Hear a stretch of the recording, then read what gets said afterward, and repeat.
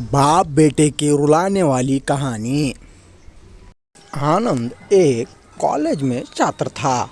उसने एक डीलर के शोरूम में एक स्पोर्ट कार देखी थी और वो लंबे समय से अपने लिए एक ऐसी ही कार चाहता था। आनंद जानता था कि उसके माता पिता इसे खरीदने के लिए सक्षम है, इसलिए उसने उन्हें बताया कि उसे ये कार अपने ग्रेजुएशन कंप्लीट होने पर गिफ्ट के रूप में दे। देखते ही देखते वो दिन भी आ गया और पिता ने जेम्स को अपने निजी कार्यालय में बुलाया। उन्होंने उससे कहा कि मुझे तुम्हारे जैसे अच्छे बेटे पर बहुत गर्व है। उन्होंने उसे बताया कि वो उससे कितना प्यार करता है और उससे एक प्यारा राइपर से लिपटा हुआ उपहार दिया। आनंद उस छोटे से गिफ्ट के डब्बे को देख निराशा महसूस करने लगा, लेकिन वो जानने के लिए उत्सुक था कि ऐसा क्या था उस बॉक्स में। इसलिए उसने बॉक्स तुरंत खोला और उसमें एक लाल कपड़े से लिपटा भगवत गीता देखी। आप इतने अमीर हैं और आप मुझे केवल एक गीता दे रहे हैं। काफ़ी गुस्से से अपने पिता पर वो चिल्लाया और अपनी नाराज़गी और गुस्से के वश में आकर अंबड़ना आओ देखना ताओ तुरंत घर छोड़ दिया। काफ़ी साल बीत गए। आनंद अब एक सफल व्यवसायी बन गया था। वो अपने जीवन में खुश था। उसकी शादी हो चुकी थी और उसके 2 बच्चे थे।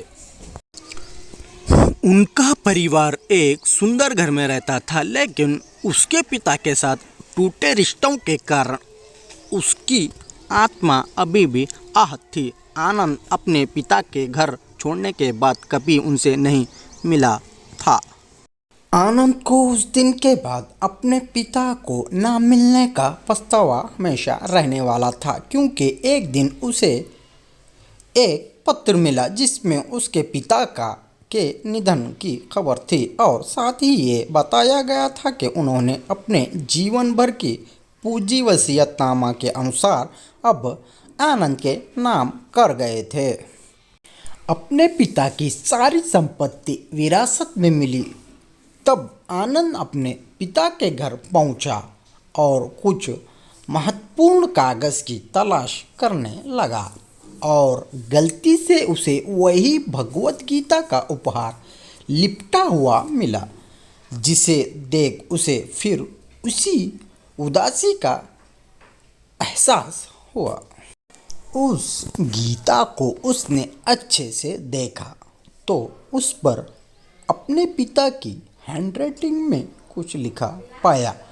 उस पर लिखा था, मैं खुद को बेचकर भी हर सपना पूरा करूँगा तेरा, बस तू सपने ज़रा बड़े देखना। ये बोल रहा बाप नहीं, जिंदगी का सबसे पहला दोस्त तेरा। ये कविता पढ़ी ही थी कि अचानक उस किताब से एक चाबी गिरी, जिसके ऊपर लगे टैग पर उसके ग्रेजुएट होने की तारीख के साथ कंग्रेचुलेशन और आई लव यू लिखा हुआ था।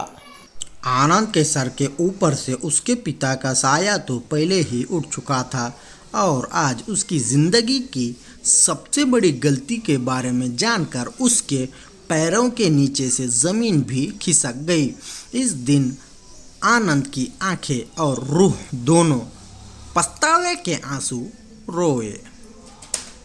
मुझे उम्मीद है कि आपको हमारी ये कहानी अच्छी लगी होगी और आपने इस कहानी से क्या सीख मिली कमेंट्स में ज़रूर बताएं। और साथ ही साथ में हमारा ये चैनल जिसका नाम हिंदी इमोशनल स्टोरी को सब्सक्राइब करें और सबसे पहले नोटिफिकेशन पाने के लिए बेल आइकॉन को दबा दें। इससे आपको मैं जो भी वीडियो अपलोड करूं, इसका नोटिफिकेशन सबसे पहले मिलेगा और मुझे मोटिवेशन। आपका कीमती समय हमें देने के लिए आपका धन्यवाद। जय हिंद, जय भारत।